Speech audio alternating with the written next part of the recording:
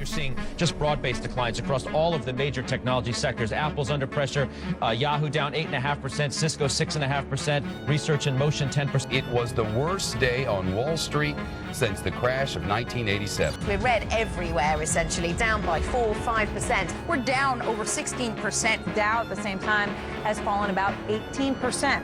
The stock market is now down 21%. Setembro de 2008, o banco Lehman Brothers anuncia falência. Em Wall Street, o pânico tomou conta. Investidores, antes confiantes, agora estavam à mercê de uma maré avassaladora. As telas que uma vez mostravam números em ascensão, agora pareciam um campo de batalha, em que cada segundo contava e cada decisão poderia ser fatal. O relógio marcava o tempo, mas o futuro parecia paralisado. Setembro de 2008 não foi apenas um mês, foi um divisor de águas, um eco de caos que ressoaria por gerações, lembrando a todos que a prosperidade é uma linha tênue, facilmente quebrada. A luta pela recuperação se tornaria uma jornada árdua e as lições que emergiram do desespero moldariam o mundo de amanhã. Na calmaria que se seguiu ao furacão, ficou a pergunta: como reconstruir o que foi perdido? O eco do caos seria um lembrete constante de que a estabilidade nunca pode ser garantida e que a resiliência humana é a única resposta à tempestade. Neste vídeo, explicaremos a você as causas e a consequência do colapso financeiro de 2008, que foi a pior crise desde a Grande Depressão. Explicaremos também que ações foram tomadas para que ela não ocorra novamente e quais os aprendizados que foram tirados desse período sombrio na economia mundial. Não se esqueça de deixar o seu like e se inscrever no canal.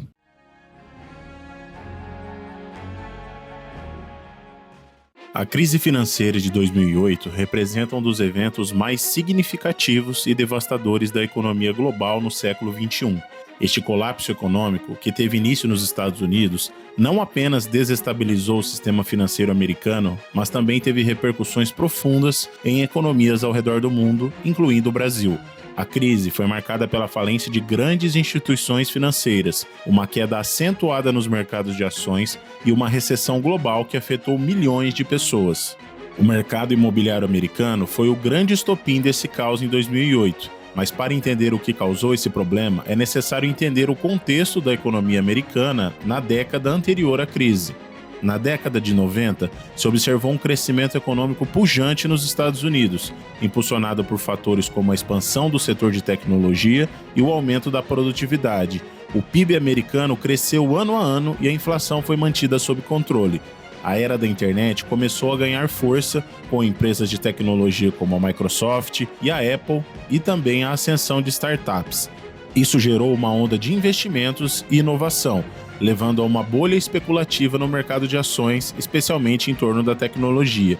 E durante a década, houve uma tendência crescente de desregulamentação do setor financeiro. A Lei Glass-Steagall foi uma legislação aprovada em 1933 pelo Congresso americano durante a Grande Depressão, como parte do New Deal, uma série de reformas implementadas pelo presidente Franklin Roosevelt. Seu principal objetivo era abordar as causas da crise financeira de 1929 e proteger os depositantes, restaurando a confiança no sistema bancário. A lei instituiu uma separação entre os bancos comerciais e as instituições de investimento, criando um sistema bancário mais seguro e estável. Basicamente, a lei proibia os bancos comerciais de se envolverem em atividades de investimento, como a negociação de ações e títulos. Isso significava, na prática, que os bancos que aceitavam depósitos de clientes não poderiam também atuar como bancos de investimento, que operavam com capital de risco. Especialistas a favor da lei argumentavam que a separação entre bancos comerciais e de investimento reduzia o risco sistêmico e protegia os consumidores, evitando que os bancos assumissem riscos excessivos com o depósito dos clientes. Já os críticos da lei argumentaram que a separação limitaria a eficiência e a inovação no setor bancário, dificultando o acesso ao crédito e a competitividade internacional das instituições financeiras dos Estados Unidos. Então, em 1999, a Lei Glass-Steagall foi revogada, permitindo que bancos comerciais de investimento operassem juntos. Após anos da crise, especialistas apontam essa revogação como um momento crucial para permitir que uma crise como a de 2008 ocorresse.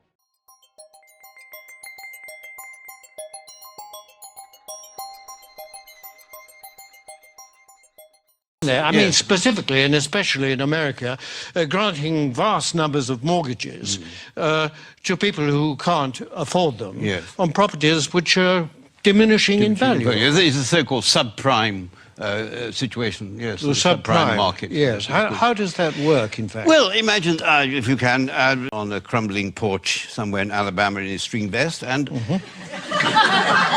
a chap comes along and said, would you like to buy this house before it falls down? And why don't you let me lend you the money? And is this chap who says this, is he a banker? Oh, no. He's a mortgage salesman. His income depends entirely on the number of mortgages that he can arrange. So his judgment to arrange mortgages is completely objective? Completely objective, yes, absolutely. Good. Yes. And what happens next? Well, then this debt, this mortgage, is taken, bought by a bank and packaged together on Wall Street with a lot of other similar debts. Without going into much detail about what is actually... Without going into any detail, no, it's far too boring. And so this is put into a package of debt, and then it's moved on to Wall Street, and this is extraordinary what happens then, that somehow this package of dodgy debts stops being a package of dodgy debts and starts being what we call a structured investment vehicle. Esse vídeo retrata de maneira divertida exatamente o que aconteceu nos anos anteriores à explosão da crise de 2008. A bolha imobiliária que se formou nos Estados Unidos durante os anos 2000, que tinha taxas de juros historicamente mais baixas e acesso a crédito fácil, incentivou a compra de imóveis. A crença generalizada de que o mercado imobiliário continuaria a crescer levou a um aumento desenfreado nos preços dos imóveis. No centro dessa bolha estavam as hipotecas subprime, que eram empréstimos concedidos a pessoas com histórico de crédito ruim. Esses empréstimos apresentavam taxas de juros mais altas e condições desfavoráveis. Muitos devedores não eram capazes de arcar com os pagamentos, especialmente quando os juros começaram a subir após o período inicial de baixa.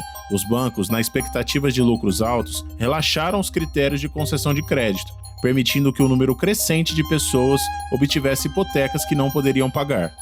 Então, as instituições financeiras começaram a agrupar essas hipotecas em títulos financeiros complexos, conhecidos como ativos lastreados em hipotecas, o MBS.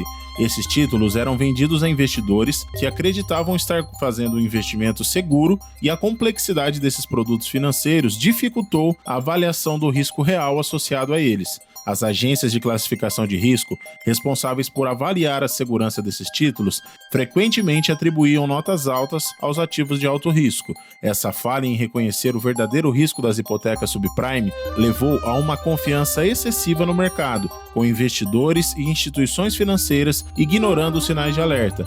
À medida que os preços dos imóveis começaram a cair em 2006, muitos devedores do mercado subprime não conseguiram honrar suas hipotecas, resultando em um aumento nas execuções hipotecárias. O colapso do mercado imobiliário desencadeou uma reação em cadeia, fazendo com que o valor dos MBS despencasse. As instituições financeiras que possuem esses ativos, então, começaram a enfrentar enormes perdas e perder a sua liquidez.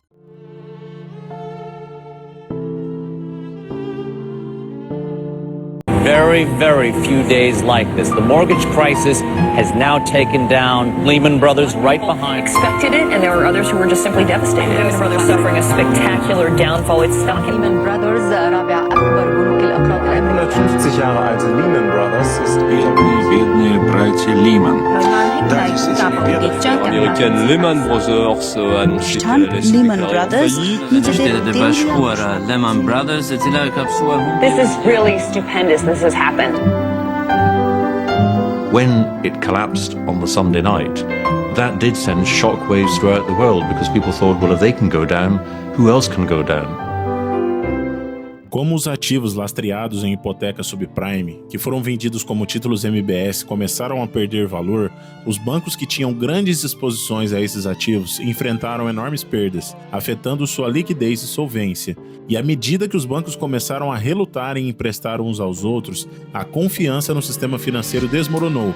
Isso resultou em uma crise de liquidez, onde até mesmo as instituições saudáveis não conseguiam obter financiamento. No dia 15 de setembro de 2008, a crise chegou ao seu auge e fez uma de suas grandes vítimas, o Lehman Brothers, que declarou falência, tornando-se a maior da história dos Estados Unidos. Sua falência provocou uma onda de pânico nos mercados financeiros globais, resultando em uma perda massiva de confiança.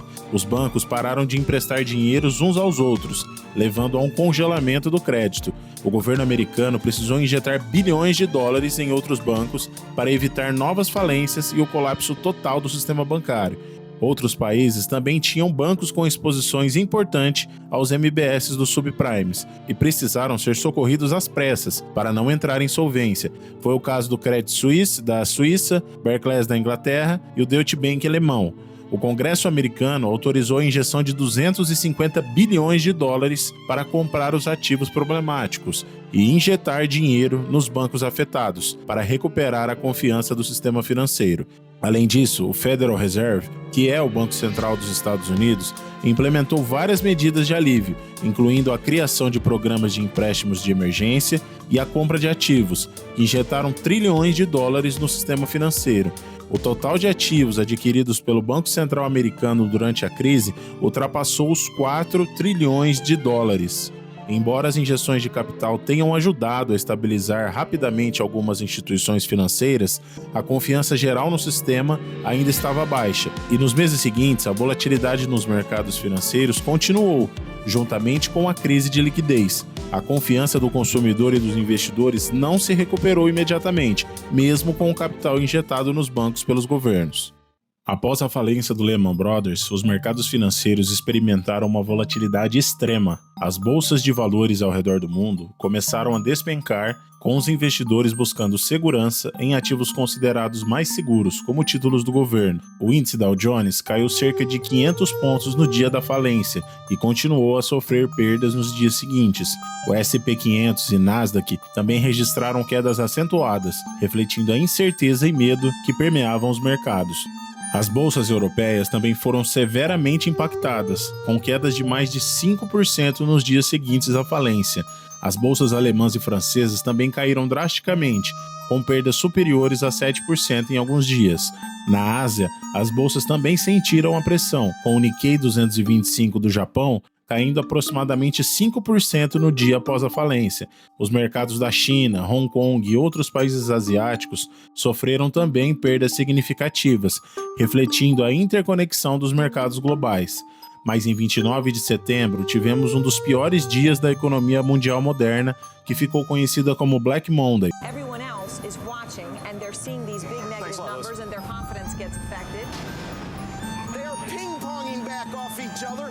People are seeing this and those memories of fear are coming back.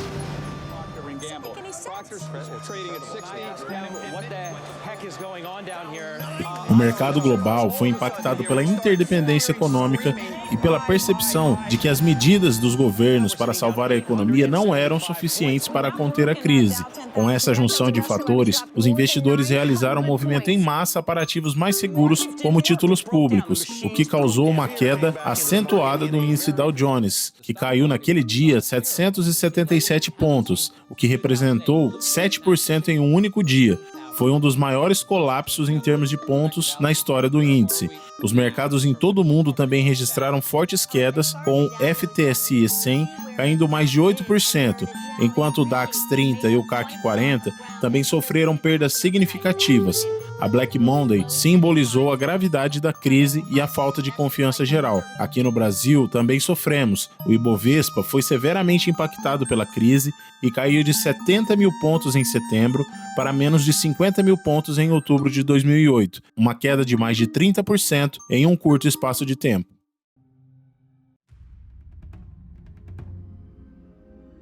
A crise de 2008 resultou na perda de aproximadamente 8,7 milhões de empregos entre 2008 e 2010. O setor de construção foi particularmente afetado, com um colapso na demanda por novas casas. O desemprego foi mais severo entre trabalhadores de baixa qualificação e minorias, exacerbando desigualdades existentes. Para muitos trabalhadores, a recuperação do mercado de trabalho foi lenta, com um aumento significativo na subutilização da força de trabalho.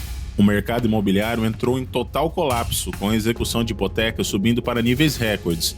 Em 2008, aproximadamente 2,3 milhões de casas foram executadas, e as perdas no valor das propriedades foram estimadas em mais de 7 trilhões de dólares.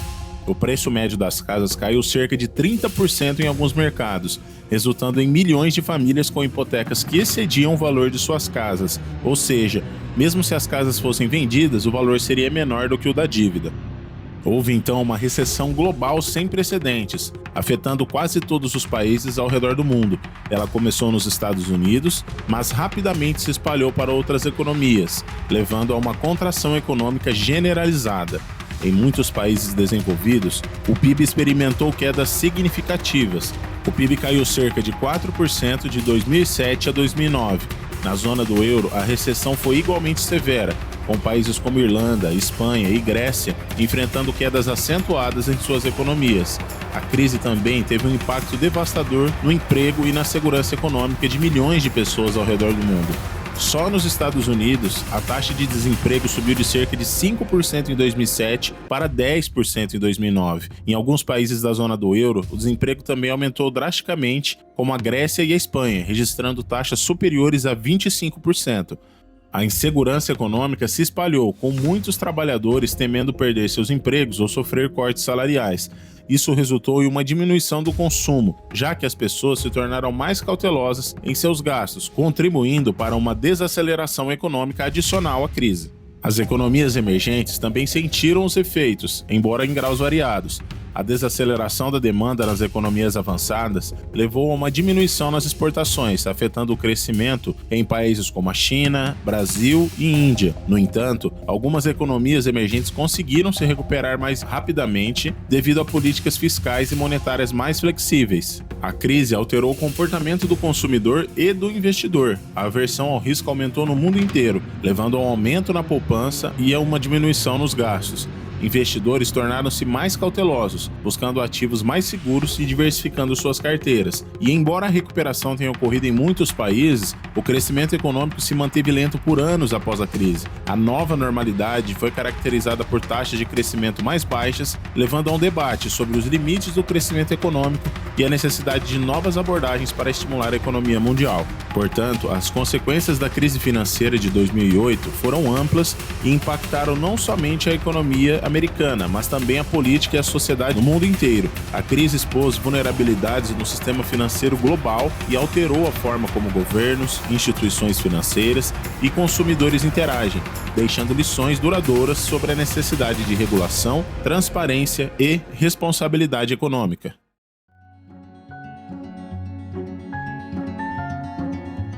Dizem que toda crise tem 3 elementos principais: data de validade, algumas soluções e vários aprendizados. Entretanto, com essa crise o processo foi mais lento e doloroso.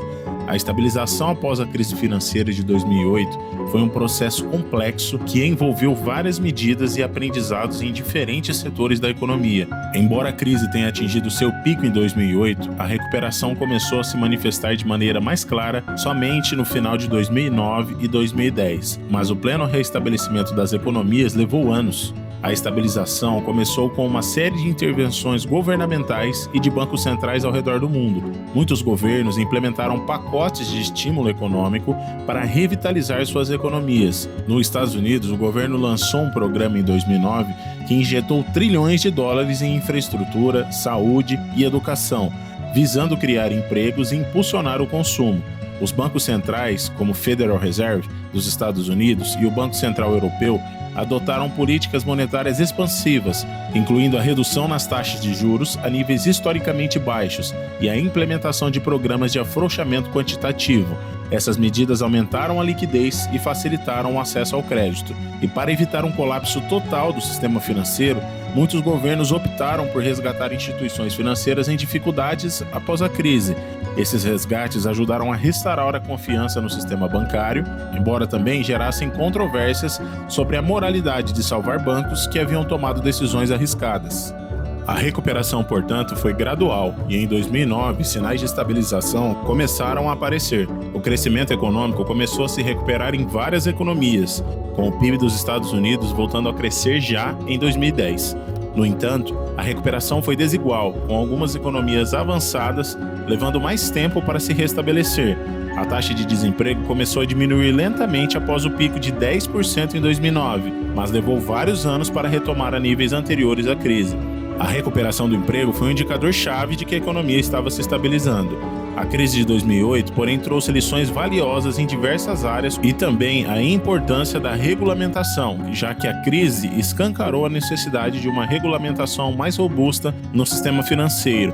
Muitos países implementaram reformas para aumentar a supervisão sobre bancos e instituições financeiras, visando prevenir a repetição de crises semelhantes. Além disso, a crise demonstrou que as economias estão interconectadas e que uma resposta coordenada a nível global é essencial em tempos difíceis. Instituições como o G20 tornaram-se mais relevantes em discussões sobre políticas econômicas e sociais. No setor imobiliário foram implementadas regulamentações mais rigorosas, incluindo regras mais estritas sobre concessão de hipotecas e maior transparência nas transações imobiliárias, e os consumidores se tornaram mais cautelosos em relação a empréstimos e hipotecas, priorizando a segurança financeira e evitando dívidas excessivas. Isso impactou a forma como as pessoas abordam a compra de imóveis e o financiamento, em especial nos Estados Unidos. No setor financeiro, a crise resultou em reformas significativas, principalmente nos bancos que foram obrigados a manter reservas de capital mais robustas e a adotar práticas de gestão de risco mais rigorosas, visando aumentar a resiliência em face de futuras crises. Nos Estados Unidos, o marco zero da crise, vale ressaltar a Lei Dodd-Frank, que foi uma lei promulgada em 21 de julho de 2010 como resposta à crise financeira de 2008. O ato recebeu o nome dos senadores Christopher Dodd e Barney Frank, que foram os principais patrocinadores da legislação. A lei foi uma das reformas financeiras mais abrangentes desde a Grande Depressão e teve como objetivo principal aumentar a regulamentação do setor financeiro para prevenir futuras crises. A Dodd-Frank estabeleceu uma supervisão mais rigorosa sobre instituições financeiras, particularmente aquelas consideradas grandes demais para falir, como foi o caso do Lehman Brothers. Isso incluiu a criação de um conselho de supervisão da estabilidade financeira, que tem a tarefa de identificar e monitorar riscos sistêmicos no sistema financeiro do país. O ato também impôs requisitos de capital mais elevados para bancos e instituições financeiras, visando garantir que eles mantivessem reservas suficientes para absorver perdas e evitar colapsos em tempos de crise. Além disso, a lei criou o Escritório de Proteção Financeira do Consumidor, encarregado de proteger os consumidores contra práticas financeiras abusivas. Ele supervisiona produtos financeiros, como hipotecas e cartões de crédito, e estabelece normas para a transparência nas transações financeiras. A legislação também introduziu novas regras para o mercado de derivativos, exigindo que muitos contratos de derivativos sejam negociados em plataformas de troca e registrados em câmeras de compensação, aumentando a transparência e reduzindo o risco sistêmico, e também aumentou os requisitos de relatórios e transparência para instituições financeiras, exigindo que eles divulguem informações sobre suas práticas de risco e exposição a ativos tóxicos. E uma das disposições mais importantes da lei foi reformar o papel das agências de classificação de risco, que talvez na época tivessem classificado corretamente os bancos expostos aos subprimes e teriam evitado a crise. Então foram implementadas medidas para reduzir conflitos de interesse e aumentar a responsabilidade dessas agências. A conclusão é que a crise de 2008 teve consequências terríveis, vastas e complexas, afetando não apenas os Estados Unidos, mas também a economia global. A recessão resultante, as mudanças nas regulamentações financeiras, o aumento da desigualdade e a nova abordagem nas políticas monetárias moldaram o cenário econômico por muitos anos. As lições aprendidas com a crise continuam a influenciar a política econômica e as práticas financeiras, destacando a importância de uma supervisão robusta e da responsabilidade do setor financeiro. A crise de 2008 não apenas mudou a forma como os bancos operam, mas também deixou uma marca na sociedade, com efeitos que ainda são sentidos até hoje. A crise de 2008 permanece um marco na história econômica, lembrando a todos da fragilidade do crescimento e da necessidade de vigilância constante no mundo financeiro para garantir a estabilidade econômica mundial. Não se esqueça de curtir o vídeo, se inscrever no canal e ativar as notificações.